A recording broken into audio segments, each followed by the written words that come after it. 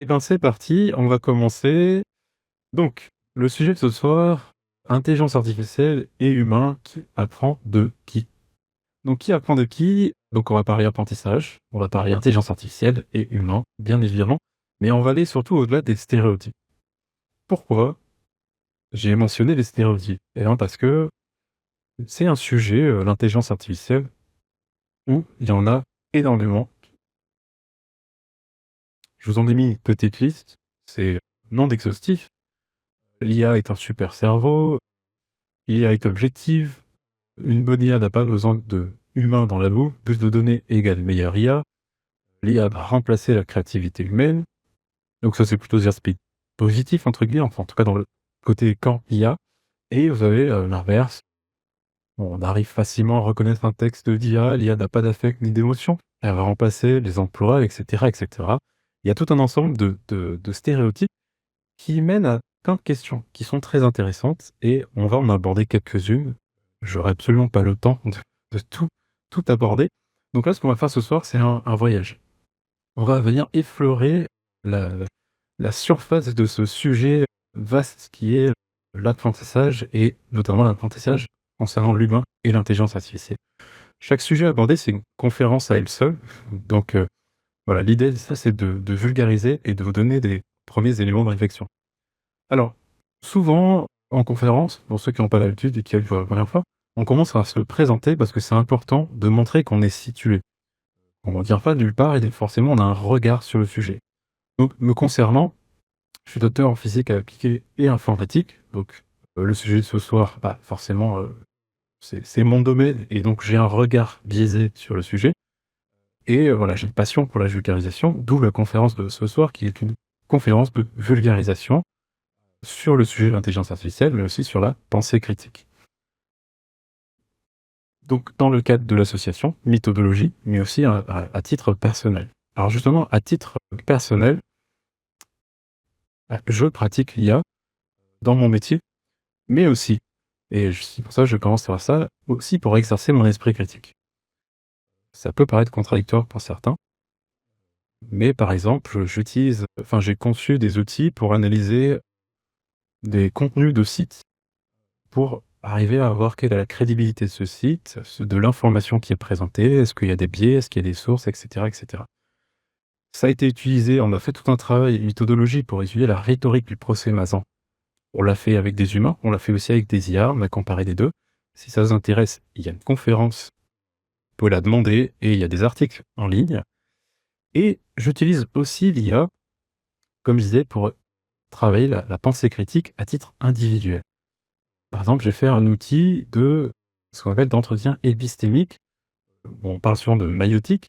Donc l'idée est de venir questionner ses propres croyances. Donc là, c'est tout un travail avec une autre association que j'ai engagée. Et j'utilise aussi pour faire de la philosophie. Et c'est le sujet de la conférence du 12. Je vous invite à venir. Donc, me concernant, mais ça peut s'appliquer à 2 personnes, l'IA peut être utilisée pour exercer la pensée critique, en révélant nos manques et en nous donnant des instruments. Voilà. Alors on peut le faire sans IA aussi, bien évidemment. Là, c'est juste pour vous montrer que je l'utilise à titre perso.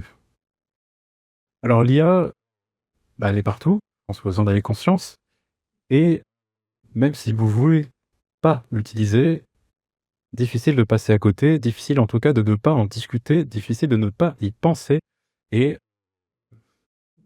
de ne pas entendre des voisins en parler, ou des amis ou des collègues. Donc c'est important de se renseigner sur le sujet. Alors, en conférence, on commence souvent aussi par des définitions pour que tout le monde soit au même niveau à peu près. Alors, intelligence artificielle, il y a de nombreuses définitions. Moi, j'ai choisi celle-ci. C'est l'ensemble des techniques permettant à les machines d'accomplir des tâches qui requièrent habituellement l'intelligence humaine. C'est extrêmement vaste. Ça inclut énormément de systèmes. Donc souvent, on va aussi parler d'intelligence artificielle générale, qui a une définition un peu plus spécifique.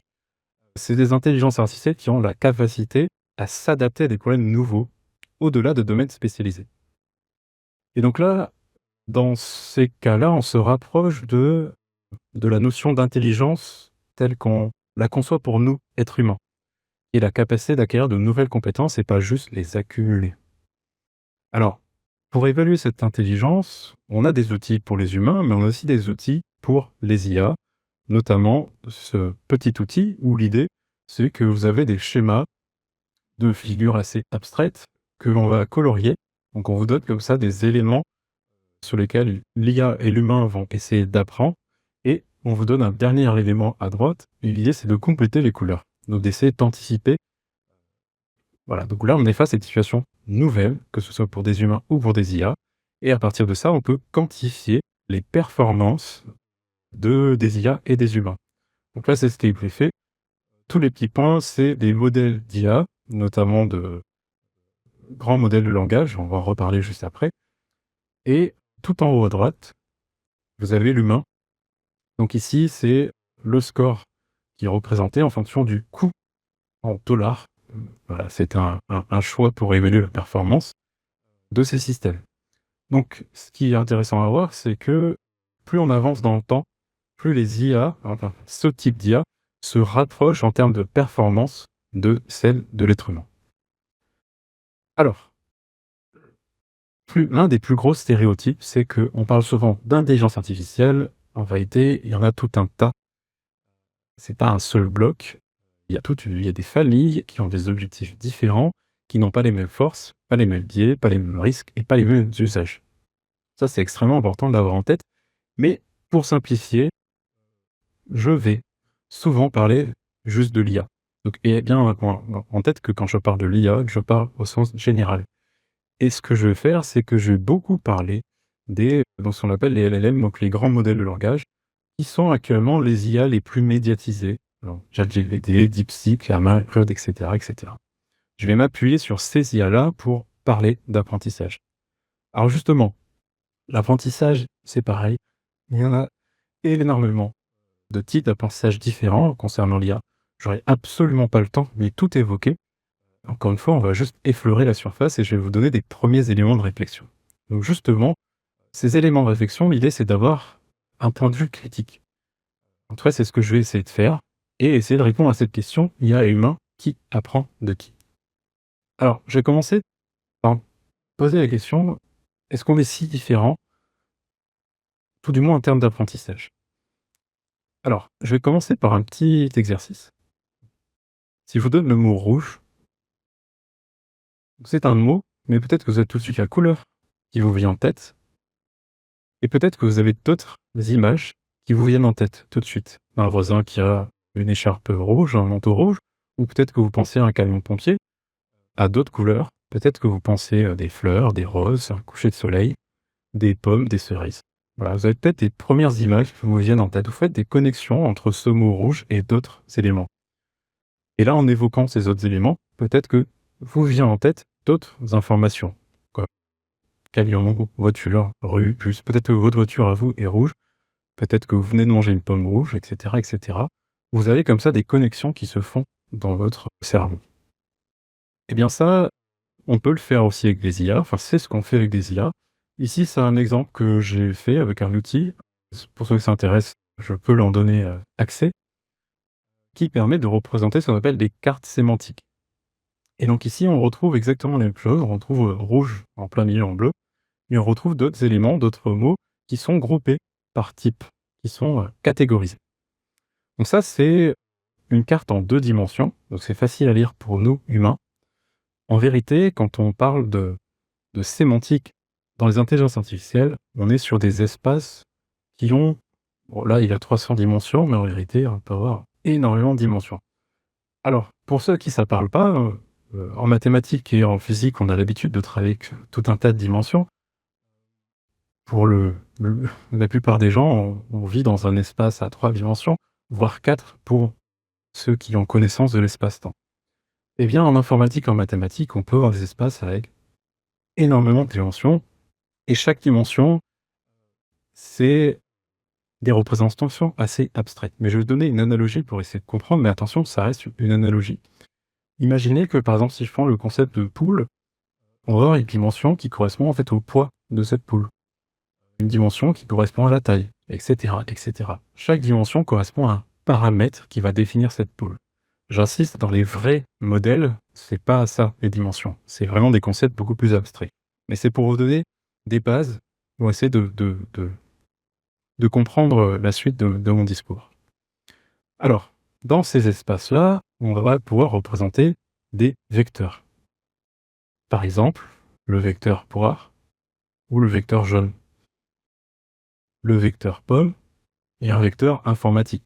J'ai pas mis informatique, mais imaginez qu'il y a l'informatique. Et là, ce qui est intéressant, c'est que par exemple, on peut combiner pomme et informatique, et a priori, ça devrait nous donner eh bien, la fameuse entreprise d'informatique avec un logo de pomme. Encore une fois, ça c'est des analogies pour voilà, vous donner des premiers éléments de réflexion. Vous inquiétez pas, on s'arrête là pour les mathématiques et l'informatique. On va pas aller plus loin. En tout cas, ce qui est très intéressant avec ces cartes sémantiques, c'est qu'on peut faire un parallèle avec l'esprit humain. Donc, je vous l'ai montré avec mon petit exemple, mais en fait, en linguistique cognitive, on sait que le cerveau humain organise aussi les concepts sous forme de réseau, comme on l'a vu. En neurosciences, on peut cartographier ces espaces sémantiques dans le cortex cérébral. C'est l'image que je vous affiche juste à droite. Donc, les différentes couleurs correspondent à ces espaces sémantiques. Donc là, en étudiant comment les machines construisent et parcourent ces espaces, on peut aussi éclairer nos propres fonctionnements cognitifs. Donc là, c'est un premier exemple qui montre que l'IA est aussi un outil pour apprendre de nous-mêmes, de nos propres fonctionnements. Et donc ça crée un dialogue entre IA, neurosciences et philosophie du langage, parce qu'on peut se demander d'un point de vue philosophique, qu'est-ce que comprendre un mot? Est-ce que c'est simplement naviguer dans un espace sémantique, que ce soit pour l'IA ou pour nous? Et qu'est-ce que c'est faut-il l'expérience consciente du concept? Voilà. Première question philosophique. Et puis, quelle différence entre la connaissance sémantique d'un LLM, comme il faut les présenter, et celle d'un humain? Est-ce qu'il y a des différences? Et si oui, lesquelles? Alors, je laisse les questions de côté et je vais vous proposer un autre exercice. Donc là, ce qu'on va faire, c'est vous donner un mot chien, un mot médecin. Et là, vous allez participer. Je vais vous demander de relier les deux en sélectionnant d'autres mots. Donc il va falloir sélectionner les mots les plus proches pour arriver à faire joindre chien et médecin. Donc là, je vous propose animal, vétérinaire et collier. Quel mot vous avez envie de choisir? Vétérinaire, très bien. Vous êtes efficace. Prochaine chaîne de mots, lit, rayon X, hôpital. Donc là, il faut hôpital, très bien. Et après, on veut arriver à médecin, donc si je vous propose médecin, infirmier, chirurgien, vous choisissez médecin, tout à fait. Eh bien bravo, vous venez de marcher dans l'espace sémantique exactement comme peut faire un LLM par proximité locale. Donc je vous ai mis dans la peau d'une intelligence artificielle. Là, c'est pareil, c'est un petit outil que j'ai fait qui est accessible en ligne et qui permet de représenter une carte sémantique. Vous donnez un jeu de données et il va représenter cette carte. Et donc, par exemple, là, on a le chemin entre actrice et internet. C'est-à-dire que j'ai demandé de me tracer le chemin entre ces deux mots. Donc là, il est passé par ordinateur. C'est une petite carte sémantique. Un autre exemple, je lui ai demandé de relier Paris à Biron. Donc là, il est passé par château, château, enfant, enfant, Biron. Donc on a comme ça des liens qui se font entre les mots. Château, enfant, oui. C'est comme ça, les enfants, ils aiment bien les châteaux. Il n'y a pas de souci, vous avez le droit d'interagir. Et donc, ce que fait un LLM, c'est que, par exemple, si vous avez une phrase qui est incomplète, il a mis du lait dans le, eh ben, il va essayer de compléter. Mais nous aussi, vous aussi, vous avez envie de mettre quoi? Café. Ça dépend. Mais effectivement, c'est l'une des réponses les plus fréquentes. Donc, vous venez faire aussi ce que fait un LLM. Vous venez de prédire le prochain mot. C'est ce qu'ils font aussi. Et certains LLM, pas tous, vont donc avoir une représentation liée à un contexte. Donc là, le contexte est important. Pourquoi? Parce que si je change le contexte, si je rajoute avant bébé pleurer, bah là, vous répondez biberon, effectivement. Donc l'IA aussi. Donc là, on a changé de contexte et donc on change d'espace sémantique. Pas toutes les IA qui font ça, de changer. Il y en a qui ont un espace sémantique qui est fixe. Et on peut faire comme ça avec d'autres exemples. Voilà, la joueuse a marqué un but et si je rajoute vie, bah, ce sera plutôt essai, etc., etc. Donc, L'idée est d'aller anticiper le prochain mot. Voilà à quoi ça ressemble en direct. Ça, c'est pas moi qui l'ai fait, c'est un exemple que j'ai repris, vous pouvez aller voir. Donc là, l'idée, c'est qu'on a l'élève qui va définir ce qu'est l'intelligence. Donc il prédit chaque mot de la phrase en direct et il va donner comme ça différentes définitions en fonction de où il part dans l'espace. Il va donner des réponses différentes. C'est notamment pour ça que quand vous interrogez ChatGPT ou autre, vous n'avez pas tout le temps la même réponse. Alors, justement, ces modèles, pour arriver à avoir ces cartes sémantiques, eh bien, ils sont entraînés. Donc, ils sont entraînés notamment sur des corpus multilingues, différents langages. Par exemple, ChatGPT 4 a été entraîné sur l'équivalent de 100 années de lecture humaine. Ça veut dire que il faudrait un humain 100 000 ans pour arriver à lire l'ensemble de ces données. C'est pour ça que j'ai mis une pile de bouquins. Imaginez lire des bouquins pendant 100 000 ans. Bah, c'est ce qu'a fait ChatGPT. En tout cas, c'est comme ça qu'on l'a entraîné. Alors, en tout cas, ce qui est intéressant avec cette propriété, c'est qu'on arrive à avoir des aspects intéressants. Par exemple, on a les mêmes, donc on appelle ça des plongements sémantiques. C'est un mot un peu barbare, mais je vais essayer de vous expliquer. Qui ont des structures similaires entre les langues. Par exemple, en bas à gauche, on voit que chiot mignon a la même position, approximativement, que ce soit en anglais, en français ou en chinois. Et donc, on arrive comme ça à avoir des similarités entre les langages.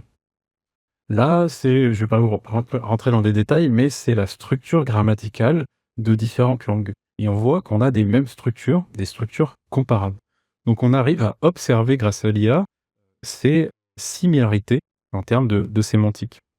Donc ça suggère ce qu'on va appeler des invariants cognitifs dans la façon dont les humains associent les concepts.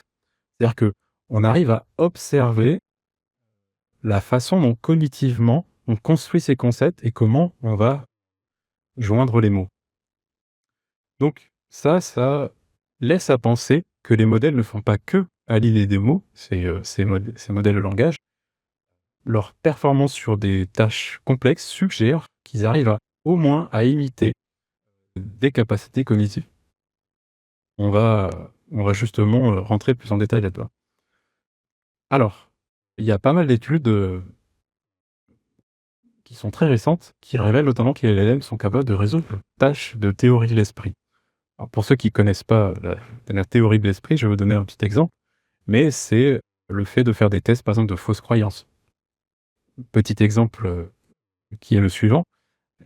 Situation numéro 1, vous avez un enfant qui met une balle dans un placard rouge. Situation numéro 2, que l'enfant ne voit pas, sa mère prend la balle et la déplace dans la partie bleue. L'enfant revient et veut récupérer sa balle. Logiquement, il va la récupérer dans la partie rouge, puisque lui, de son point de vue, la balle n'a pas été déplacée parce qu'il n'a pas vu sa mère la déplacer. Si vous donnez ces informations à une IA, elle, si elle a l'information de la mère a déplacé la balle, l'IA, de manière logique, va répondre la balle est dans le compartiment bleu. Sauf si elle a la capacité de se projeter dans l'esprit du petit garçon et de dire, dans l'esprit du petit garçon, la balle est côté rouge. C'est ça un test de théorie de l'esprit. Et on fait ce genre de test aussi à des enfants humains. Et les enfants humains acquièrent cette capacité à partir d'un certain âge. Ils ne naissent pas avec cette capacité. Eh bien, les LLM, comme je viens de le dire, ils ne sont pas tous capables de faire ces exercices, mais certains y arrivent. Et donc justement, on peut comme ça proposer des énigmes cognitives au LLM et les tester, et on voit des différences entre les modèles. Des anciens modèles n'arrivent pas à résoudre ces énigmes, et des modèles, plus les modèles avancent, plus ils arrivent à résoudre ce genre d'énigmes. Donc il y a vraiment une progression des modèles, et ce qui est très intéressant, c'est que du coup on peut utiliser ces modèles pour appliquer donc les méthodes de la psychologie, donc ce genre de test, aux IA afin de mieux comprendre leur mécanisme à elles, mais aussi interroger les nôtres. C'est ça aussi qui est très intéressant, c'est qu'on a un double regard. Alors on met ça de côté, on va revenir dans notre espace sémantique, qu'on peut aussi appeler un espace vectoriel. Il y a plusieurs nomenclatures. Donc dans cet espace, ce qui est intéressant, justement, si on fait des analyses, c'est qu'on peut y voir les biais humains, mais aussi les biais sociaux et culturels. Par exemple, ceux liés au genre, à la profession ou à l'ethnie. Et un exemple qui est assez connu, qui est le suivant. Il est connu parce que c'est aussi un exemple de structure qu'on retrouve dans différents langages. Si vous faites le vecteur roi moins le vecteur homme plus le vecteur femme, vous devriez arriver vers le vecteur reine. Donc ça, c'est lié au genre. Eh bien, on retrouve aussi qu'on pourrait appeler du sexisme. Par exemple, donc dans le modèle Glove, si on lui demande de compléter l'homme est à l'informatique, pardon, l'homme est à l'informatique ce que la femme est, il répond au ménage. C'est un exemple assez connu. C'est un exemple assez connu. Et en fait, ce qui l'illustre, c'est juste que en entraînant une IA sur le langage humain, on les fait aussi refléter nos propres biais. Et donc, il faut faire attention parce que ça, c'est pas toutes les IA. Justement, si on fait la même chose avec la dernière version de ChatGPT qui est le numéro 5, lui, il dit l'homme est à l'informatique, ce que la femme est aussi à l'informatique. Donc, on n'a plus ce biais, mais c'est parce que là, on a l'influence d'un contexte, on a des régulations, on a des objectifs, donc on a des systèmes qui sont différents. Donc, toutes les IA ne réagissent pas de la même manière. Mais ici, ce qui m'intéresse vraiment, c'est quand même le fait que dans ces IA soient intégrés nos biais. Et donc, on peut arriver à faire des corrélations et quantifier ces biais au sein des données.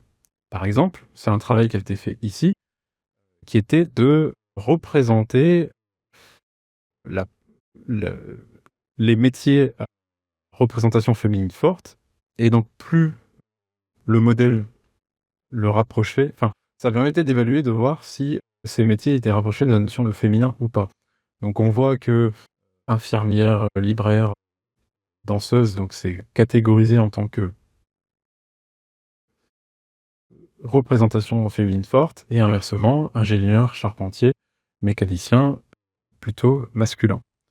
Donc, à partir de ça, donc là c'est un instant T, mais on peut aussi faire une analyse historique, une analyse de l'évolution, en prenant des données de différentes époques.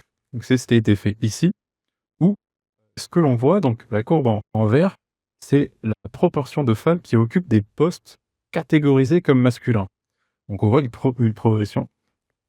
Donc on a de plus en plus de femmes dans des métiers catégorisés comme masculins. Et la courbe en bleu, c'est les biais à l'intérieur du langage, tel qu'on peut l'analyser avec les modèles de langage. Donc on a une cohérence entre l'occupation de ces postes, de ces métiers par des femmes, et une diminution des biais dans le langage. Et on peut voir ici l'impact, notamment des mouvements féministes forts qui ont fortement explosé dans les années 60. Donc, à partir de ces IA, on peut étudier la langue elle-même et les empreintes de nos biais historiques. Donc, c'est un outil vraiment d'analyse scientifique et d'apprentissage sur ces données historiques. Alors, on peut le faire aussi avec des images. Ça, c'est un exemple assez connu d'une étude où on a demandé à l'IA de représenter un médecin africain noir aidant de pauvres enfants blancs. Et parfois, ça marchait. Parfois, on avait l'inverse, un médecin blanc qui soignait des enfants noirs. Et ça, en fait, c'est assez logique. C'est juste que l'IA est entraînée sur des données qui représentaient majoritairement des médecins blancs. On peut faire la même chose ici. Donc là, c'est moi qui ai fait des tests, où j'ai demandé de représenter le français moyen, un marseillais, un parisien, un politicien, mais avec une IA un peu plus avancée, donc ChatGPT 5. Et là, je ne l'ai pas mis, mais quand je lui ai demandé, il m'a dit: «Oula, attention, ça va être bourré de stéréotypes. Est-ce que tu es sûr, tu veux que je te représente ça?» Donc ça réagit pas tout à fait pareil. En tout cas, ce qui m'intéresse ici, c'est que ces IA nous tendent un miroir statistique de notre propre culture et de nos propres stéréotypes. Donc, faut-il, dans ce cas-là, questionner l'IA ou questionner notre propre société? Je pose cette question, comme ça. Et il y a un piège dans lequel il faut absolument pas tomber. C'est que, donc là, on a vu qu'il y avait des données qui parlaient. À partir des données, on peut en extraire des informations très intéressantes. L'IA, elle, par rapport à ces données, est-ce qu'elle a une vraie compréhension du contexte social ou historique? Est-ce qu'elle a une compréhension des mécanismes qui est sous-jacents? Eh bien, pas forcément. C'est pas parce qu'on retrouve des biais dans un modèle que ce modèle opère comme nous, on peut fonctionner dans notre esprit. Ça peut juste être une coïncidence parce que les IA sont entraînées sur des données que nous, on a produites. Les réussites au test de l'esprit, comme je l'ai montré, n'impliquent pas forcément que ces IA ont un processus cognitif humain. C'est peut-être juste, voilà, une astuce statistique sans vraiment conscience de ces états mentaux. Donc il faut être vigilant et en toi se poser des questions, et notamment cette question, c'est jusqu'à quel point l'IA peut servir de modèle du cerveau ou de la société. Je vais poser beaucoup de questions, cette conférence. En tout cas, l'IA peut être utilisée, on l'a vu, pour analyser. Et par exemple, là, on peut l'utiliser pour étudier les comportements collectifs, donc des êtres humains, et notamment des préférences culturelles. Là, c'est une cartographie, par exemple, de groupes de personnes qui sont plutôt anti-vaccins, d'autres qui sont plutôt pro-vaccins et d'autres qui sont incertaines. Donc on arrive comme ça à localiser, à identifier des groupes. Donc ça, c'est un exemple d'usage de l'IA. On peut aussi analyser le comportement de personnes sur différents réseaux sociaux. Douyi, c'est l'équivalent de TikTok, de Phil, donc TikTok, le TikTok américain, et Bilibili, c'est un TikTok, mais dédié aux animés. Et là, on peut voir que le comportement des gens n'est pas du tout le même dans ces systèmes-là. On a pu analyser ça. L'agressivité, la positivité, voilà, est-ce que c'est plutôt intéressant ou pas? On peut quantifier grâce à des IA. Et donc, on a vraiment l'IA qui agit comme un observatoire, un outil d'observation du comportement humain. Donc ça, l'IA est actuellement utilisée en sociologie numérique pour suivre l'évolution des centres d'intérêt et la viralité de certains contenus, donc évaluer le comportement humain. À partir de ces analyses, donc du comportement humain, on peut aussi faire des systèmes de recommandation. Donc il y a des IA, et je pense que vous avez tous expérimenté, qui vont vous recommander du contenu en fonction de qui vous êtes, en fonction de votre activité. Et ces systèmes de recommandation, ils sont, c'est assez central de les analyser si on veut pouvoir évaluer, par exemple, l'opinion publique en ligne, ou la polarisation politique, ou la propagation de rumeurs ou de fausses nouvelles. Par exemple, ça, c'est une étude qui a quantifié sur Twitter les groupes qui étaient plutôt pour l'avortement, ceux qui étaient plutôt contre. Ils ont identifié que Reddit, c'était plutôt une communauté de gauche, principalement, et très peu de droite, hein, et seulement Gab, c'est l'inverse. Et Facebook, qu'on peut identifier qu'il y a une majorité de personnes anti-vaccins qui utilisent cette communauté, enfin cet outil. Là, c'est un exemple de réseau de groupes haineux, donc par exemple le Ku Klux Klan. Donc on peut comme ça analyser grâce à ces systèmes de recommandation. Mais ce qui est important, c'est que ces systèmes de recommandation, ils sont aussi actifs. C'est-à-dire que c'est aussi eux qui vont vous pousser justement dans une bulle de filtre. Ils vont créer ce qu'on appelle une chambre d'écho idéologique. Donc si vous avez certaines positions politiques, ils vont peut-être vous pousser encore plus loin dans cette position. Donc ça, c'est ce qu'on appelle l'effet du trou lapin, d'où l'image de lapin. En tout cas, si on résume cette première partie, l'IA est réellement un outil d'apprentissage. Donc on l'a vu pour étudier la cognition humaine, mais aussi pour analyser des phénomènes culturels, pour déceler des biais sociaux et pour observer les comportements collectifs. Donc l'IA est autant un outil qu'une loupe sur nos fonctionnements à nous et nos comportements. Mais c'est aussi un outil actif, comme on vient de le voir. Et c'est pas un outil qui est neutre, c'est aussi utilisé au quotidien, et donc il va aussi influencer nos comportements. Donc c'est très délicat de l'utiliser, en tout cas pour faire des analyses. Voilà, donc j'en ai fini avec ma première partie. La deuxième partie, on va s'intéresser au traitement de l'information. Parce que c'est central lorsqu'on parle d'intelligence artificielle, et en tout cas lorsqu'on va la comparer avec l'humain. Alors, l'une des plus grosses différences qui est évidente, c'est la différence de substrat. Nous, humains, on a un substrat biologique. Les intelligences artificielles ont un substrat numérique. Si ça vous intéresse, c'est des petits circuits ici, si vous n'en avez jamais vu en vrai. Donc on a une réelle différence de substrat, hein, comme je disais. Nous, on a ce substrat biologique avec un cerveau, des neurones, donc ce qui concerne le traitement de l'information, avec certaines propriétés. On est multisensoriel, on a des sens, on est capable de généraliser de manière rapide, on a un apprentissage social, une transmission culturelle, Et on a aussi des défauts associés, des biais cognitifs, des erreurs systématiques et une capacité de traitement et de mémorisation qui est limitée. Inversement, les IA donc qui ont un substrat numérique, elles, vont avoir plutôt un traitement statistique, une précision, de rapidité. Elles vont exceller dans des domaines souvent très spécifiques, mais elles ont aussi certains défauts. Actuellement, une compréhension contextuelle qui est limitée et une gestion difficile de l'imprévu ou de l'ambigu. Donc on a 2 systèmes qui sont intrinsèquement différents de par leur substrat et donc ça implique des différences, mais des différences qui sont assez complémentaires. Alors, il y a aussi des similarités et ça vient pas de nulle part parce que ces systèmes d'intelligence artificielle, en tout cas une majorité d'entre eux, on les conçoit en s'inspirant de notre propre fonctionnement. Donc notre cerveau qui sert au traitement de l'information, entre autres, est constitué notamment de cellules et de synapses, d'axones, de grandes boucles, donc d'un système qu'on va essayer de répliquer d'un point de vue numérique. Donc, on va utiliser des systèmes qui existent déjà, des processeurs de différents types pour reproduire ces fonctionnements, mais de nos jours, on va aussi concevoir vraiment des architectures qui sont au plus proche de notre fonctionnement à nous.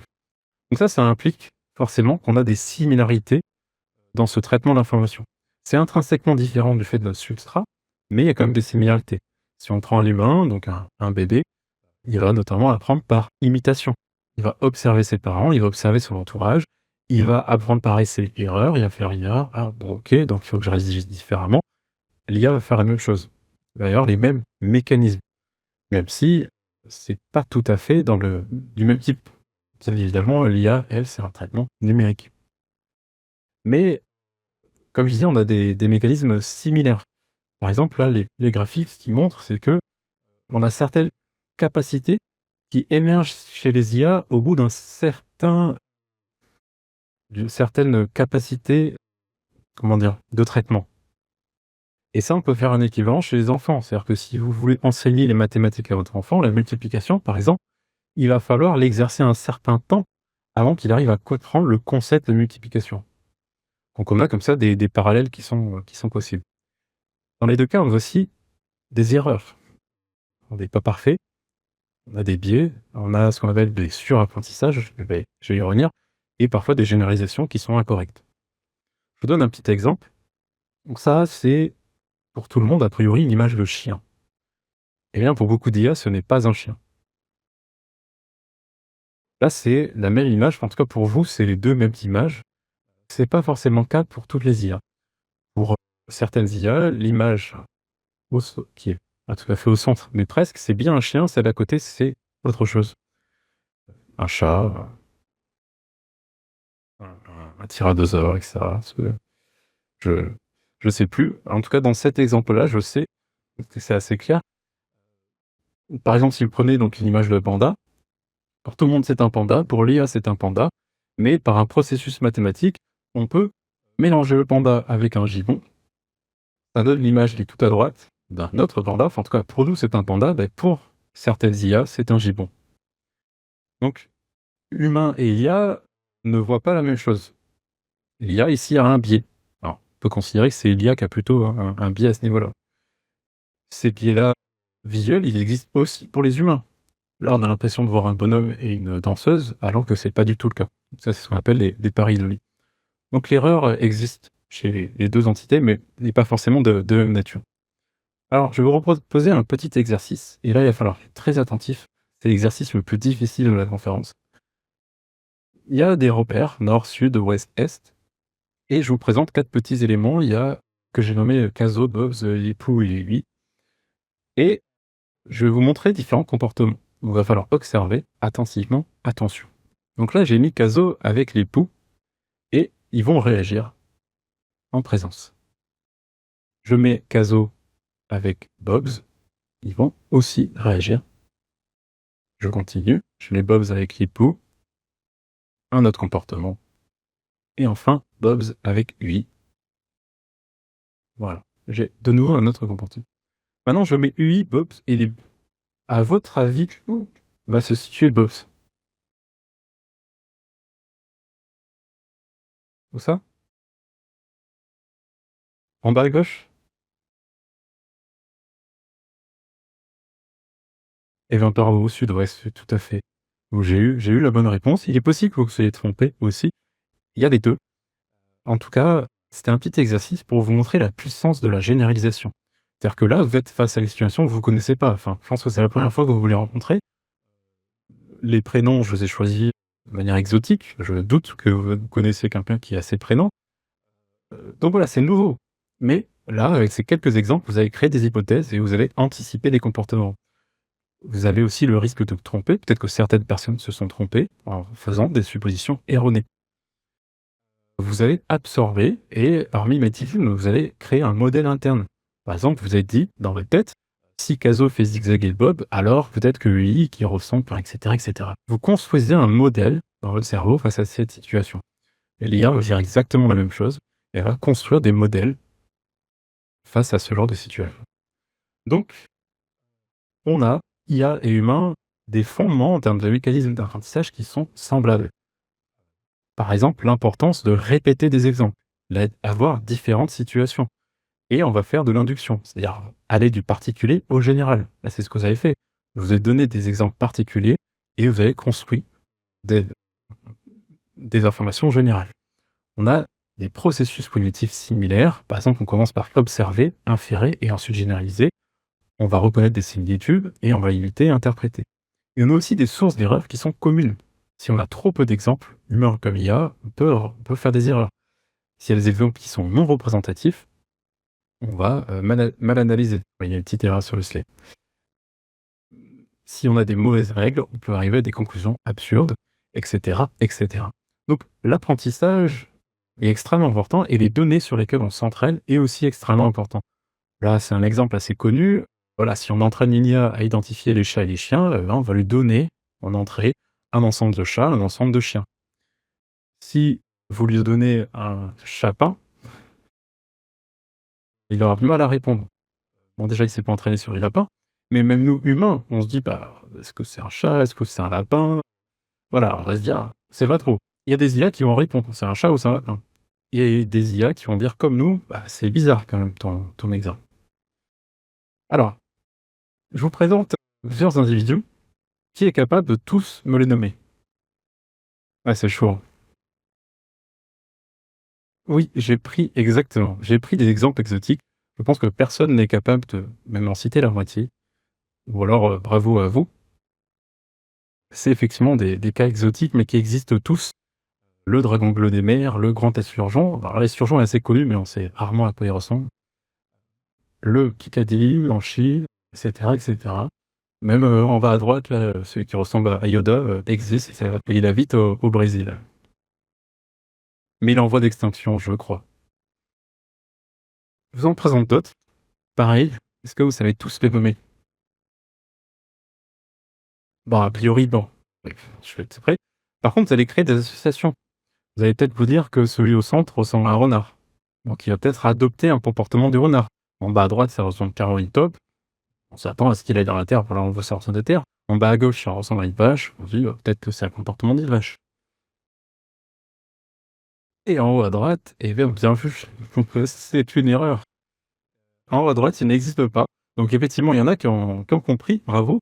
Peut-être que d'autres se sont dit, ouais, peut-être que celui-là, il existe. Ben non, c'est un jouet. Oui, il est mignon, il est peut-être un peu trop mignon.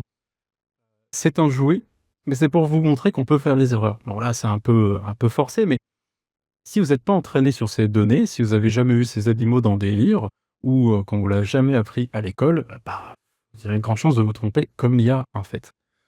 Donc, l'entraînement est extrêmement important et les données sur lesquelles on est entraîné, c'est fondamental. En tout cas, c'est peut-être une des différences majeures entre nous et les intelligences artificielles. Donc nous, humains, on est comme des bébés et on est de manière immature. C'est vraiment le mot technique pour dire qu'on est avec peu d'apprentissage. Par contre, on est avec un pré-câblage. On est câblé d'un point de vue évolution à avoir certains comportements. En tout cas, on est en mesure d'avoir un apprentissage continu et une adaptation flexible. Personne ici n'exerce le même métier, personne n'a les mêmes compétences, personne n'a les mêmes activités, mais aussi ici, il y a peut-être un biais culturel. Vous avez tous ici, il y a peut-être des pratiques qu'on ne fait pas parce qu'on est dans la même culture. Inversement, l'IA, elle, en général, encore une fois, je dis l'IA, en fait, si on en a plein, naît de plutôt mature. En tout cas, elle est pré-entraînée. En tout cas, le jour où elle est utilisée, vous, si vous avez déjà utilisé l'IA, elle est déjà à maturation. Donc, elle est figée par son entraînement. J'ai mis une petite astérix parce que ça dépend des IA. Voilà. Donc, là, je vous ai fait un petit aperçu comme ça des parallèles qu'on peut faire entre apprentissage IA et apprentissage des humains. Et là, attaché aux ceintures, parce qu'on va aller au-delà des frontières. Alors, au-delà de quelles frontières? Je vous ai parlé de la différence de substrat entre humain et IA. Un biologique et l'autre numérique. Eh bien, on peut casser ces frontières, notamment avec les interfaces cerveau-machine, en branchant directement des machines sur le cerveau. Là, c'est le cas d'une patiente qui avait perdu la parole et qui a pu parler de manière synthétique grâce à ce genre d'interface.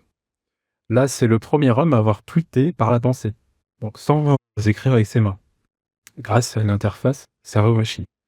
Et là, il y a une fameuse vidéo, je ne vais pas vous passer, mais vous pouvez la retrouver, d'un singe qui arrive à jouer au jeu Pong par la pensée en étant relié à une interface cerveau-machine.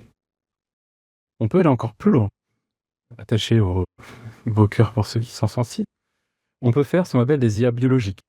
Donc c'est lorsqu'on utilise des cellules cérébrales comme support de calcul. Il y a aussi les IA hybrides, où on utilise des éléments vivants et des éléments artificiels. Donc par exemple, là, vous aurez l'exemple de cellules humaines connectées à un système numérique. Alors c'est des cellules souches. On n'a pas pris un humain, on a cultivé des cellules souches. Là, je vous présente l'un des premiers ordinateurs organiques qui fonctionne avec des cellules humaines. Donc ça vient de différents labos de recherche. Donc par exemple, le projet Dishbrain, où ils ont fait jouer au jeu Pong un ensemble de neurones humains et de rats. Donc ils avaient un mini-cerveau qui a demandé seulement 5 minutes d'entraînement pour apprendre à jouer à Pong. Donc là, on n'est pas dans la même démarche. Le système n'était pas pré-entraîné. Il a appris comme nous, comme on fait dans notre cerveau. Un autre exemple où une équipe de recherche a introduit ce qu'on appelle une rétroaction biologique. C'est-à-dire qu'ils ont utilisé de la dopamine, qui est un neurotransmetteur, pour agir sur les neurones. Et ça, c'est exactement le même comportement que dans notre cerveau. Les neurotransmetteurs viennent agir sur notre fonctionnement cognitif. Alors, ces systèmes ont des limitations. Déjà, l'échelle. On est sur des systèmes qui ont quelques milliers de neurones tout au plus, alors que nous, dans notre cerveau, il y en a environ 86 milliards. Donc, on n'est pas du tout à la même échelle. Ensuite, il y a des difficultés pour interfacer et interpréter ces données. Les signaux sont bruités et on arrive à enregistrer qu'une fraction infime de l'activité neuronale. Ensuite, il y a les problèmes de contrôlabilité, de fiabilité. Là, ces réseaux sont vivants, il y a une évolution permanente, mais c'est aussi ce qu'on estime être la clé de l'apprentissage. Et enfin, le plus évident, c'est le maintien en vie de ces systèmes. Actuellement, on n'est qu'à quelques mois, jusqu'à 2 ans. Donc c'est un peu gênant si on veut faire un ordinateur. En tout cas, moi ce qui m'intéresse, c'est pour ça que je prends cet exemple, c'est qu'avec ces systèmes-là, ça impose des avancées technologiques et des avancées scientifiques, notamment sur les implants haute résolution, sur le décodage neuronal, parce qu'il faut arriver à décoder l'activité cérébrale, sur le matériel de chirurgie, et aussi sur la culture de cellules, sur les interfaces neuroélectriques, sur ce qu'on appelle les boucles IA-neurones, donc c'est justement pour apprendre à décoder ces neurones, l'activité neuronale, et sur les structures qu'on appelle neuromorphiques, donc c'est justement comment se rapprocher au plus près de nos structures cérébrales. Donc, ici, on a des laboratoires miniatures qui nous apprennent autant sur l'IA que sur le fonctionnement humain. Voilà. Donc c'est un exemple un peu extrême, mais c'est pour vous montrer que on a ce double apprentissage. Mais on va aller encore plus loin. On va parler de sensorialité et de sentience. Alors, sentience, oui. Donc nous, êtres humains, on se considère comme étant des êtres sentients, comme d'autres animaux. C'est-à-dire que nous ressentons, nous voyons, nous entendons, nous avons des sens, et nous avons une vision subjective, du coup, de la réalité. On a des sens qui nous donnent cette vision subjective. Et notre capacité de raisonnement, on estime qu'elle est intimement liée à ces sens-là. Nous sommes des humains incarnés avec des capteurs biologiques et avec des signaux riches, continus et bruyants. L'IA, même l'IA, ce qu'on appelle multimodale, elle a essentiellement des flux textuels et numériques. Donc, on estime qu'elle est dépourvue d'expériences sensibles comme nous. Donc, actuellement, on estime qu'il n'y a pas d'IA qui est sentiente au sens humain. Et d'ailleurs, on peut tomber dans pas mal de pièges. Par exemple, si je vous montre cette image, et que je vous dis que pour certaines IA, c'est un chat. Pour vous, ça n'en est pas un. Voilà, vous allez dire, enfin si, vous commencez peut-être à voir un peu le chat, mais bon, c'est un chat bizarre. Alors quand je dis que c'est un chat pour l'IA, c'est-à-dire que ça, c'est une représentation numérique d'un d'un résultat d'un certain réseau de neurones qui va attribuer des images à un chat. Mais en fait, dans ce cas précis, la machine ne voit rien. C'est juste qu'elle a juste des noms pour maximiser un score. Donc là, dans ce cas, c'est pas ce que perçoit l'IA, mais peut-être que vous, dans votre tête, vous dites: «Ah, c'est comme ça que veut l'IA». Non, ça, c'est une projection que nous, on fait sur cette visualisation. Malgré tout, on peut quand même se poser la question, est-ce qu'on peut arriver à faire des machines qui peuvent percevoir, qui peuvent avoir des sens et potentiellement qui peuvent avoir une conscience? Alors, je reprends mon petit exemple de tout à l'heure avec mon contexte, avec mes mots, on vient de compléter. Là, on a complété les mots en fonction du contexte linguistique. Et on peut aussi compléter en fonction de contexte sensoriel. Si par exemple vous êtes dans une pièce avec l'odeur du café, à la première phrase, vous allez plutôt répondre café. Si vous sentez l'odeur de thé, vous allez plutôt répondre thé. Si vous entendez des cris de bébé, vous allez plutôt miser sur le biberon. Donc ces informations sensorielles vont aussi jouer sur vos prédictions à vous et on estime que ça marchera exactement de la même manière sur des IA. D'où l'idée de faire ce qu'on appelle de la robotique cognitive. Donc qui vise à faire des robots qui ont une capacité de perception de l'environnement, exactement comme nous. Là, vous avez un exemple, par exemple, en bas à gauche, de doigt digital. Donc on essaye de reproduire ce que nous, on peut sentir avec nos doigts. Donc, on peut se poser la question, avec ce type de système, jusqu'où on peut doter une machine de sens et d'affect artificiel. Qu'est-ce que signifie ressentir pour ce genre de système? Et du coup, se questionner aussi sur nous-mêmes. En quoi la morphologie, notre morphologie et nos sens façonnent notre cognition. Donc on a encore un double apprentissage, on apprend avec l'IA et l'IA nous permet d'expérimenter sur nous-mêmes, sur notre propre fonctionnement. Et notamment, on peut se dire, ok, si on arrive à faire une IA qui possède exactement les mêmes sens que nous, bah ces IA, elles vont avoir une perception extra-humaine, parce qu'elles vont avoir nos sens, mais elles vont aussi avoir d'autres sens. Elles seront capables de voir les ultraviolets, l'infrarouge, les radios. Elles auront aussi des affects qui seront non humains, la capacité de se dire qu'ils ont une batterie basse, d'évaluer des incertitudes. Donc, ça pose en tout cas la question de quelle est la frontière entre la sentience simulée et la sentience vécue. Et est-ce qu'il y en a une? Voilà. C'est une nouvelle question que je vous pose. Et pour finir, on va aller encore plus loin. On va parler de conscience. Donc la conscience, est-ce que c'est un grand mystère? Pour beaucoup de gens, oui. En tout cas, donc si on essaie de définir la conscience, c'est déjà pas facile, on va plutôt la décrire avec deux éléments. Premièrement, c'est une expérience subjective. Donc le fait de sentir quelque chose. Ensuite, c'est se reconnaître soi-même comme un individu, c'est avoir conscience de sa propre existence. Maintenant, si on va questionner la conscience des IA, souvent, ce qu'on répond, ce qu'on aime bien répondre, c'est que c'est pas parce qu'un système va traiter l'information et simuler un comportement intelligent qu'il se passe forcément quelque chose pour lui. Et on donne souvent cet exemple de la chambre chinoise. Donc imagine une chambre qui est fermée, où il y a juste une fente pour mettre des données en entrée en chinois, en caractères chinois, et une fente en sortie pour faire sortir des caractères chinois. Et à l'intérieur de cette chambre, vous avez un monsieur ou une dame, comme vous voulez, qui a un cahier de règles. Donc cette personne ne sait pas parler chinois, mais elle a un cahier de règles qui veut dire tu vois tel sigle, tu réponds tel sigle. Donc cette personne n'a pas de compréhension du chinois, elle ne sait même pas ce qu'elle est en train de faire, elle est juste en train de suivre des règles. Mais imaginez les personnes qui sont en dehors de cette boîte, qui ne voient pas la personne, peut-être qu'elles vont avoir l'impression que cette boîte sait parler chinois et comprend le chinois. Et oui, alors que non, c'est pas du tout le cas. Donc on prend souvent cet exemple pour parler par exemple de ChatGPT ou des LLM pour dire qu'en fait c'est juste des zombies philosophiques, c'est-à-dire qu'on a l'impression qu'ils comprennent le langage, alors qu'en fait non. Enfin, en tout cas, c'est ce qu'on, beaucoup de gens suspectent.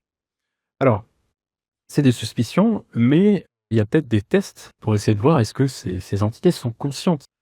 Il y a le fameux test du miroir qui est pas extraordinaire, mais qu'on va souvent utiliser pour évaluer si un animal était conscient ou pas. On fait ça aussi avec des enfants. À partir d'un moment où on se dit que la personne arrive à se reconnaître dans le miroir, alors elle est consciente. C'est un exemple tout bête. Il y a le fameux test de Turing aussi, c'est que si on discute avec une IA, à partir du moment où on n'arrive pas à distinguer, en discutant avec si c'est un IA ou un humain, on peut peut-être considérer qu'elle est consciente. En fait, c'est deux exemples qui sont absolument imparfaits. En tout cas, on peut se questionner, voilà, peut-on mesurer, j'ai dit sentience, mais c'est plutôt conscience, la conscience d'un programme? Et qu'est-ce que la conscience veut dire pour une machine? Beaucoup de questions à cette conférence.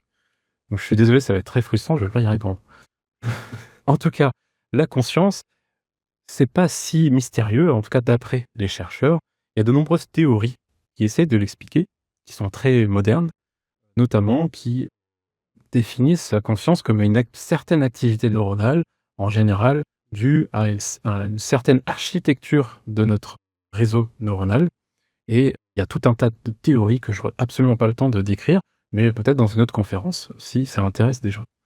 En tout cas, ce qui m'intéresse moi aujourd'hui, c'est de dire que l'état actuel des recherches indique que la conscience n'est pas une propriété magique, mais un phénomène qui émerge d'interactions du type et de systèmes complexes. En tout cas, revenons sur l'IA. Peut-on amener une IA à désolé, à avoir conscience d'elle-même, monitorer ses propres processus? Parce qu'il y a ça de la conscience, c'est la capacité aussi à monitorer ses propres processus cognitifs. Eh bien, en tout cas, il y a des chercheurs qui testent à concevoir des IA qui, notamment, fonctionnent par apprentissage, par renforcement, pour essayer d'avoir cette capacité d'introspection sur ses propres processus. Donc, c'est une forme de conscience artificielle et les travaux dans le domaine permettent, en tout cas, d'expérimenter sur ces systèmes ce qui pourrait être la conscience. Donc, d'un point de vue expérimental, mais aussi fondamental. Et il y a tout un domaine de recherche qui s'est créé récemment, avec notamment dans la recherche, on parle beaucoup de journaux scientifiques, et il y a un journal qui s'appelle Journal of Machine Consciousness, qui est dédié à tester les théories de la conscience sur des machines. Donc il y a vraiment des scientifiques qui essayent d'établir des critères objectifs pour mesurer cette conscience, et là, dans l'état actuel, on estime qu'il n'y a aucune IA qui est considérée comme consciente au sens fort, pour l'instant. En tout cas, il y a un problème qui persistera, c'est qu'il est qui est en état de recherche, c'est comment distinguer une conscience simulée, si jamais on arrive à produire une conscience chez la machine, d'une conscience vécue comme nous, on a l'impression de le sentir.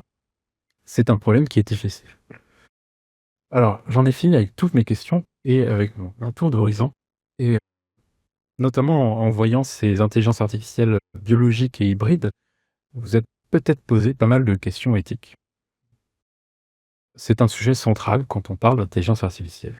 Par exemple, en 2019, il y a des scientifiques qui ont publiquement refusé de poursuivre leurs expériences où ils ont greffé justement des organoïdes, donc ce que je vous ai présenté, le système hybride ou les systèmes biologiques, dans le cerveau d'autres animaux, justement par crainte d'effets imprévus sur la conscience de l'animal hôte. Donc, de nos jours, sur les travaux concernant l'intelligence artificielle et notamment l'intelligence artificielle biologique ou hybride, il y a souvent ce qu'on appelle des comités d'éthique.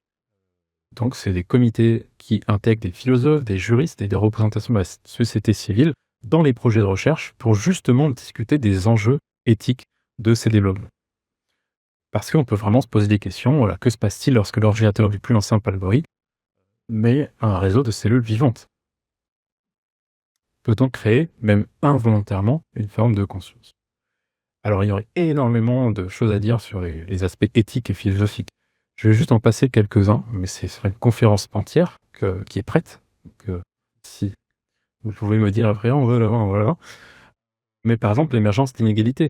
Si on a des humains qui sont connectés à des machines, ça peut créer des formes d'inégalité entre les humains. La gestion des erreurs. Si une IA fait des erreurs, que se passe-t-il? Que fait-on si par exemple on a une IA qui est utilisée en chirurgie et qui a fait une erreur? Enfin, quelle est la place dans la société de ces IA? les IA même inconscientes, l'usage qu'on en fait actuellement. Et puis quel regard sur la société ça nous donne et qu'est-ce qu'on fait de ce regard-là? L'usage militaire. Actuellement, en Ukraine, il y a beaucoup de drones qui embarquent de l'intelligence artificielle et qui font des choix parfois autonomes, mais on évite. Il y a quand même des restrictions à ce niveau-là. Quel rapport au vivant? On a vu, utiliser des cellules humaines pour construire des ordinateurs, c'est un peu étrange et donc on peut se questionner sur, l'aspect utilitariste d'utiliser le vivant. La responsabilité, encore une fois, s'il y a comme une erreur, qui est responsable? C'est l'IA ou c'est le concepteur? La réglementation, que ce soit pour se protéger des IA ou pour protéger les IA. Si un jour on fait une IA qui est consciente, est-ce qu'on doit la protéger? Est-ce qu'elle doit avoir des règles qui lui sont propres? Et puis un sujet que j'ai mis sous le tapis et qui est central et dont on parle beaucoup, c'est le coût énergétique des IA. Donc beaucoup de questions, beaucoup de sujets sur lesquels il faut s'interroger. Je considère qu'il est nécessaire de s'interroger dès maintenant sur tous ces aspects qui sont absolument pas exhaustifs. Encore une fois, c'est toute une conférence. En tout cas, il faut en parler et on en parle même dans la pop culture, hein. Il y a tout un tas d'œuvres qui justement essaient d'anticiper ce que pourrait devenir l'IA, l'usage qu'on peut faire de l'IA et le rapport qu'on peut avoir avec l'IA. Plus ou moins positif, là c'est plutôt des exemples plutôt négatifs, en majorité. Mais voilà, je pense que il faut avoir un débat de société sur ces systèmes. Ne serait-ce que si on reprend nos organoïdes, donc qui sont constitués de cellules humaines, si ces organoïdes sont capables d'apprendre et de mémoriser, fait-il preuve d'une forme d'intelligence réelle ou est-ce que c'est juste une analogie? Il faut vraiment se poser ce genre de questions. Souvent, c'est un débat qui est très polarisé. Soit on va être vraiment pour en disant: «Bah, super, bientôt des IA ultra puissantes vont sauver la planète», ou on va se dire: «On va créer des monstres conscients en laboratoire».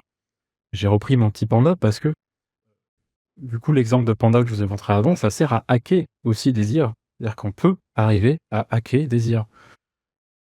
Donc il y a vraiment un rapport à l'intelligence artificielle qui est à penser. Peut-être que vous connaissez cet exemple-là. Je vous présente Sophia, qui était extrêmement médiatisée, comme justement étant l'une des premières IA conscientes. Bon, aujourd'hui, on estime que pas du tout. Mais donc, parfois, il y a aussi un impact, souvent marketing, donc des récits comme ça qui vont gonfler l'opinion et les décisions publiques sur l'IA. Et justement, le choix des mots est aussi important. Si je reprends mon organoïde, où j'ai parlé d'intelligence, donc j'ai utilisé par exemple les mots de mini-cerveau ou intelligence organique. Et ça, pour nous humains, tout de suite, ça fait référence peut-être à une conscience, qu'une pensée. Mais actuellement, on ne sait pas forcément s'il y a vraiment une conscience ou une pensée. Donc l'usage des mots est important. Peut-être qu'on est juste en train de parler d'une simple activité électrochimique automatisée. Le mot même d'intelligence pour ces systèmes fait débat. Donc j'ai vraiment, je pense que vous avez compris, il y a beaucoup, beaucoup de questions sous-jacentes à ces systèmes d'intelligence artificielle. Donc ce sujet est vraiment, selon moi, représente un changement radical dans la société et nous impose tout un tas de questions, comme j'ai pu vous le montrer. Et donc, il y a réellement un apprentissage aussi, hein, comme j'ai insisté, sur l'IA en elle-même, mais aussi sur nous-mêmes et sur le rapport qu'on va avoir avec l'IA. Par exemple, il est peut-être important d'informer sans survendre. On a vu l'exemple de Sophia. Là, aujourd'hui, j'ai essayé de vous présenter des éléments le plus objectif, de la manière la plus objective possible. Donc c'est ce que j'essaie de faire, c'est d'éduquer un peu le public. Peut-être qu'il y a plein de notions que vous connaissez pas et là, l'objectif de ce soir, c'était de vous donner ces éléments et d'initier certaines réflexions. On l'a vu, c'est important d'innover de manière responsable, de se poser les questions lorsqu'on travaille sur ce genre de système. Et enfin, et donc ça, c'est la partie réellement pensée critique, je pense que c'est important de prendre du recul face à toutes ces informations que je vous ai présentées et toutes les informations que vous pourriez voir sur l'IA. Par exemple, si vous voyez une publicité qui vous dit: «Ah, on a fait une IA consciente», peut-être vous questionnez: «C'est qui est en train de me parler? Est-ce que c'est une entreprise? Qu'est-ce qu'elle veut de moi? Est-ce qu'elle parle vraiment de l'IA consciente ou est-ce qu'elle veut juste me vendre des choses?» Bref, je vais conclure sur ce sujet extrêmement vaste et justement, on l'a vu, hein, il y a beaucoup à dire et là, je fais que effleurer tous ces sujets. On a parlé, voilà, de l'IA comme outil pour analyser notre propre cognition, de l'IA comme système de recommandation, l'influence que ça va avoir sur nous, humains, sur nos sociétés, quel rapport on doit avoir avec cette IA, quel regard elle nous donne. J'ai beaucoup parlé de miroir. En fait, pour moi, ces IA sont aussi un miroir sur nous-mêmes, sur nos propres sociétés et sur nos propres conditions. Donc, qu'est-ce que la conscience? Ça nous pousse à réfléchir à ça. Qu'est-ce que la conscience? Qu'est-ce que la sentience? Énormément de questions qu'il est important de ne pas laisser dans les laboratoires et que tout le monde ait un minimum de connaissances sur ce sujet pour justement éviter d'être dans des clivages et dans des idées préconçues. On l'a vu, il incombe aussi aux scientifiques et aux médias de démystifier ces travaux, d'éviter comme ça ce qui serait trop caricatural. Ça, j'ai beaucoup insisté dessus, mais le public doit développer un esprit critique face aux annonces de l'IA. Ni rejeter par peur de l'inconnu, parce que c'est important de comprendre, même si vous n'avez pas l'IA, c'est important de comprendre, d'avoir des bases, ni accepter aveuglément par fascination technologique. Donc, il me semble important de questionner en profondeur notre rapport à l'IA. J'ai beaucoup insisté là-dessus et c'est au cœur de cette présentation. Et ma conclusion finale, c'est que le dialogue entre l'intelligence artificielle et humain ne se résume pas à une opposition simpliste. J'ai beaucoup insisté, en fait l'IA est comme un miroir déformant, elle nous pousse à réfléchir comme une altérité, elle nous apprend à douter, préciser, à affiner notre pensée critique. J'ai mentionné le mot altérité parce que c'est un peu comme quand vous rencontrez une personne d'une autre culture, elle vous donne aussi un regard sur vous-même et votre culture. Donc, merci tout le monde pour votre participation et pour votre bienveillance. Donc, n'hésitez pas à nous contacter, à nous envoyer des mails si vous avez des questions sur cette présentation, s'il y a des sujets qui vous intéressent. Et pour finir, donc il y a une petite session de questions après où vous pouvez poser des questions ou juste faire des remarques. Et avant, je voulais juste le planning des prochaines conférences, des prochains ateliers de la Fête de la Science. Encore merci à tous et à tous pour ceux qui sont présents et ceux qui sont en ligne. Donc, est-ce que questions, remarques? J'espère que ça vous a plu. J'ai lu du cœur. C'était pas facile parce que c'est un sujet. J'avais beaucoup donné, beaucoup de choses à dire. J'essaie de condenser ça en 1 heure et de faire quelque chose de cohérent, de compréhensible. Pas que les entendent. Ouais. Quand tu dis que l'IA ne pense pas comme nous, mais est-ce que tu crois qu'avec les années, les décennies, on pourrait être amené à nous penser comme l'IA? C'est une excellente question. Alors, j'ai pas tout à fait dit qu'elle pensait pas comme nous. C'est une question, voilà, c'est des recherches qui sont encore en cours, voilà. Mais c'est une excellente question. Ouais. Vraiment, merci beaucoup pour cette question. Ça rejoint un peu ce que je disais, par exemple, sur le système de recommandation, où l'IA va nous recommander des choses. Donc, effectivement, on peut nous aussi tendre vers le comportement de l'IA. Je sais qu'il y a des recherches sur le sujet. J'ai pas lu la littérature, enfin, en tout cas, je l'ai pas en tête. Là, j'ai plus la littérature que j'ai notée. Donc, j'ai pas de réponse à donner. Mais effectivement, c'est une excellente question qu'il faut se poser. Et qu'on se pose dans le domaine de l'éducation, notamment, parce qu'on commence à utiliser l'IA pour éduquer nos enfants. Et donc, peut-être effectivement qu'on peut tendre vers adopter le comportement bien. Ce qui est sûr, par contre, c'est qu'il y a déjà un impact énorme sur nos représentations. À la fois, avant, il y avait les problèmes de l'IA de recommandation, donc les algos Facebook, les algos YouTube, qui peuvent créer, comme tu as dit, des pubs de filtres. Mais maintenant, le problème, c'est les IA génératives, et on le voit avec l'exemple de Grok sur Twitter, enfin de X, c'est que c'est une intelligence artificielle qui a été maintenue et modifiée par Elon Musk dans le but d'influer le débat public. Et cette IA, pour le savez pas, qui, pour faire simple, est devenue nazie et propage des idéaux nazis. Le but, c'est d'influencer l'opinion publique. Du coup, oui. Après, à quel point ça va juste avoir une légère influence et à quel point ça peut vraiment complètement nous faire aller, ça, c'est effectivement encore à définir. Est-ce qu'il y a une autre question par rapport à ça? Donc, en attendant la prochaine question, en tout cas, si le sujet vous a intéressé, il y a en quelque sorte la suite. Le lundi 13, est-ce qu'on peut utiliser les IA pour philosopher? Je vous conseille vraiment cette conférence. Je vous conseille l'autre aussi. Enfin, c'est toute une conférence, le tiers, très bien. Mais voilà, c'est un peu la suite de celle-ci. Et tout tard, il y aura la conférence qui sera dédiée à l'éthique. Oui, il y a une question, Flavin. Le problème que pose pour moi la IA actuelle, c'est qu'elle peut devenir un monopole Mais le problème, c'est le sens politique, le contrôle autocratique, et pas démocratique.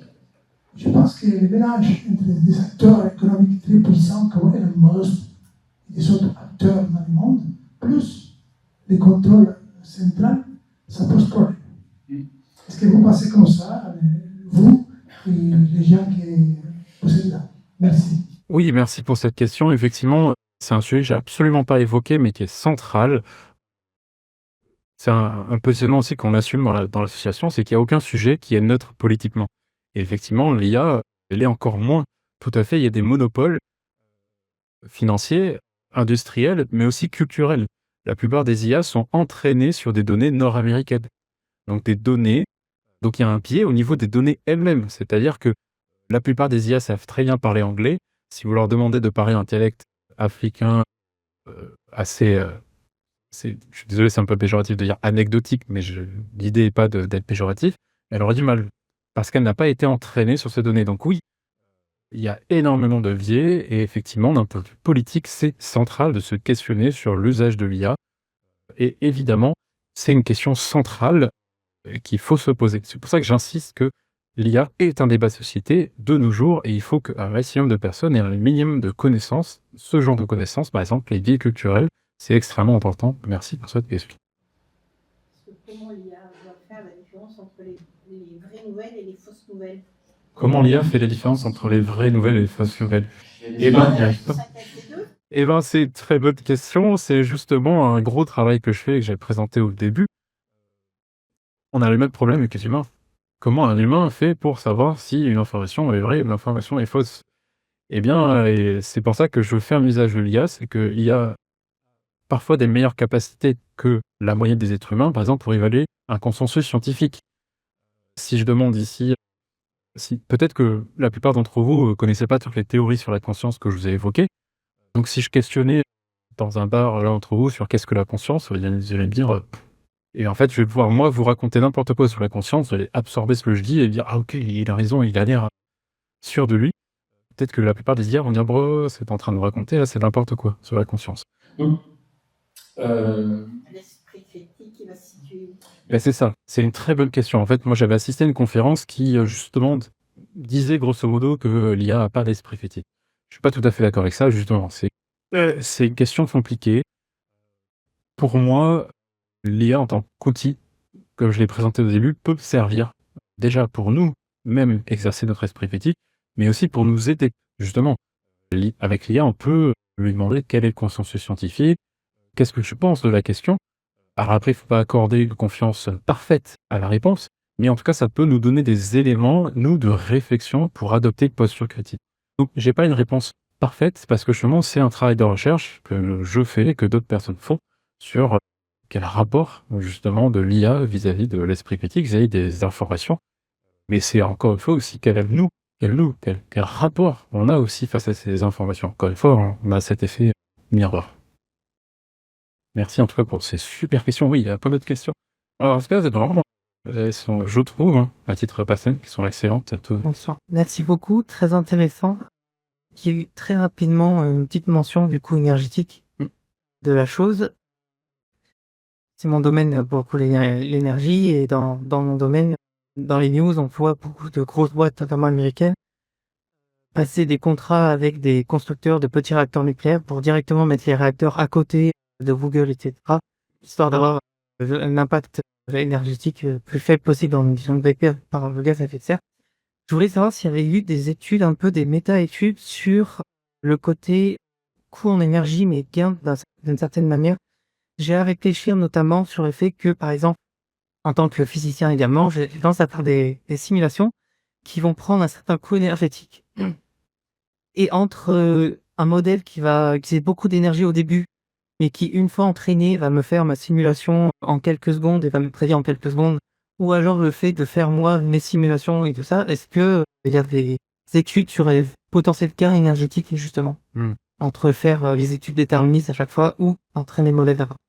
Ouais, encore une fois, excellente question. J'ai effectivement pas pu aborder le sujet parce que j'avais pas le temps en 1 heure, mais c'est une très bonne question.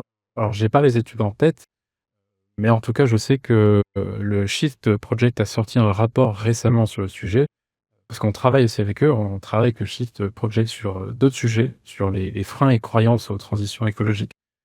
Donc voilà, j'ai pas la réponse, mais effectivement, il y a des acteurs qui essaient d'évaluer ça, mais c'est une très bonne question, effectivement. C'est que parfois, il y a des résultats qui peuvent être contre-intuitifs. Ce que je sais, parce que je suis aussi entrepreneur dans le recyclage, c'est que par exemple, si vous prenez la production d'un ordinateur ou d'une voiture ou d'un ski, il y a parfois des résultats qui sont contre-intuitifs. Par exemple, le facteur transport, c'est pas le facteur le plus déterminant en termes d'impact écologique.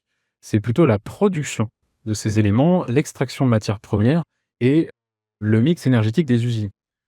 Mais on me parle beaucoup de transport. On se dit, bah, le transport, c'est important. Donc, d'un point de vue mix énergétique, il est parfois plus intéressant de faire produire ailleurs, quitte à avoir du transport, que à un endroit où il y a un mix énergétique qui est positif, ou de ne pas consommer, plutôt que de penser au transport.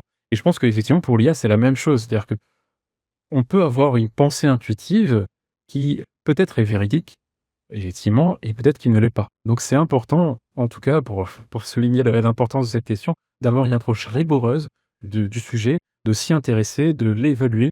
Et voilà, je n'ai pas la réponse, mais je veux juste souligner effectivement la pertinence de cette question. Merci. Et si l'IA est un outil, comment faire, selon vous, pour que tout le monde dans la société réussisse à utiliser correctement un outil aussi complexe? Et on dit qu'il va révolutionner la société, mais si c'est un outil que personne ne comprend, comment faire en sorte pour qu'il soit compris, qu'il y ait de la pédagogie et des usages les plus efficaces possibles aussi? Eh bien, excellente question aussi. Et À minima, il faut faire ce que je viens de faire. C'est-à-dire essayer de vulgariser, mais c'est pas facile. Effectivement, j'essaie de faire comprendre des notions de fonctionnement de l'IA. C'est pas forcément évident, en plus en VR. C'est important d'éduquer à l'école.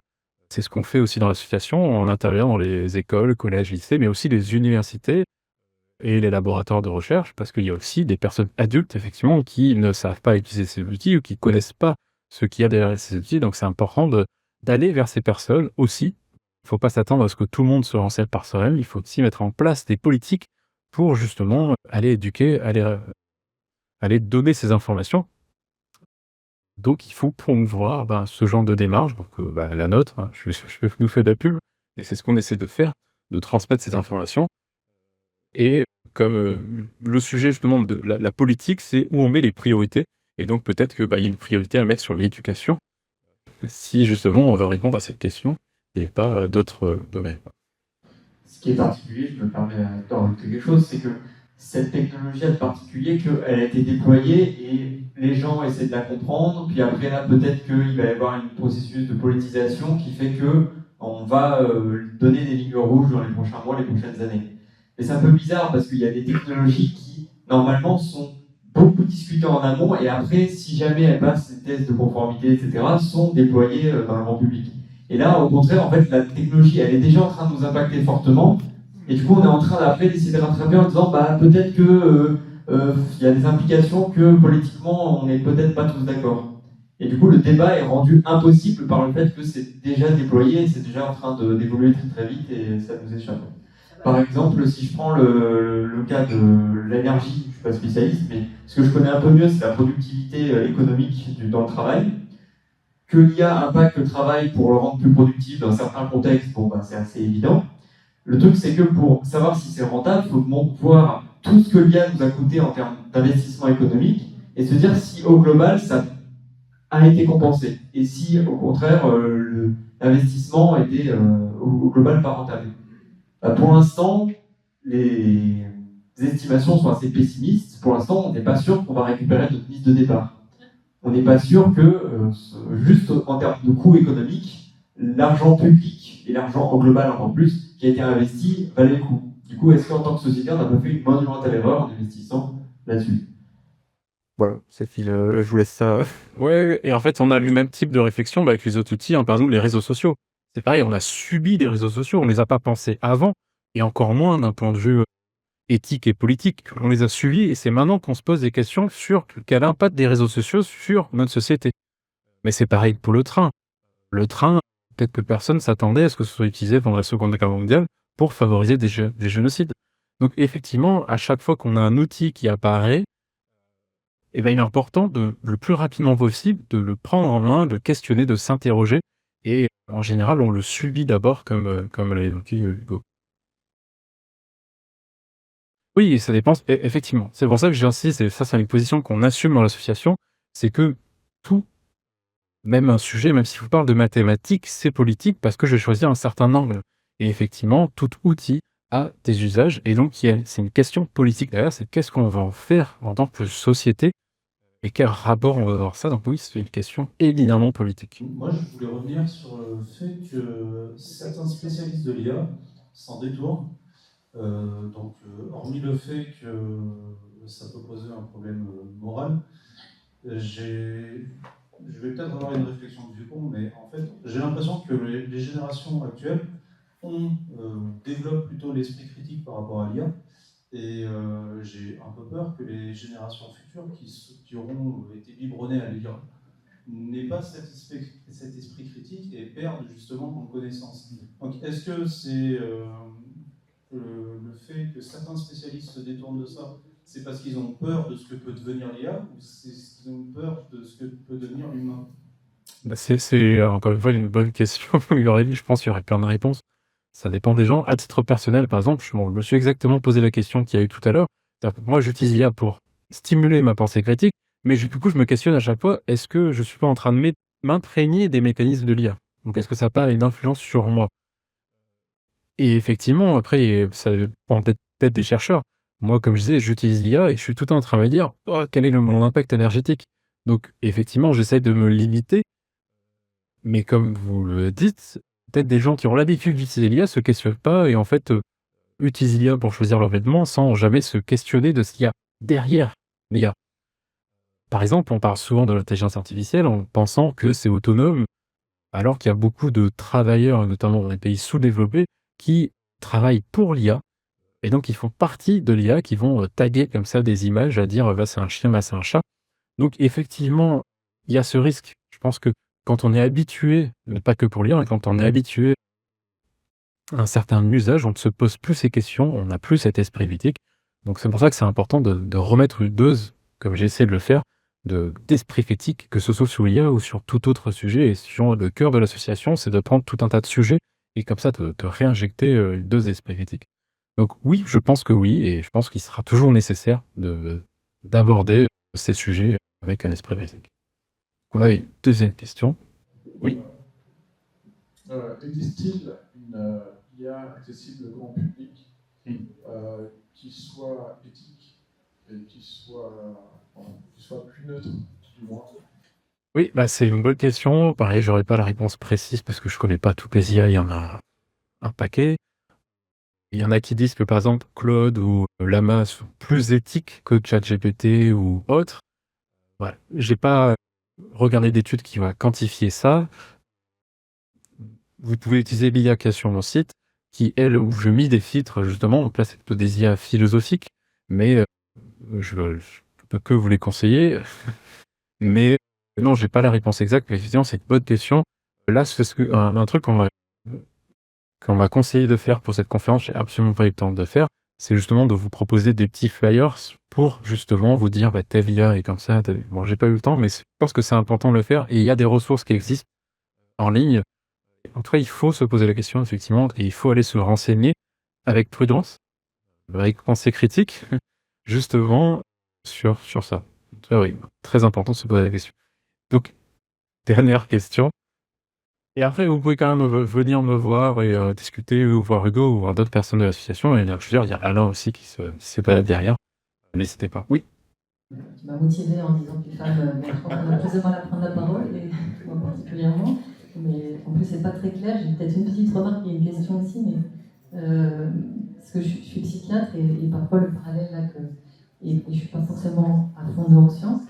Donc le parallèle qu'il y a entre l'IA et le fonctionnement cognitif, parfois ça fait presque un peu peur.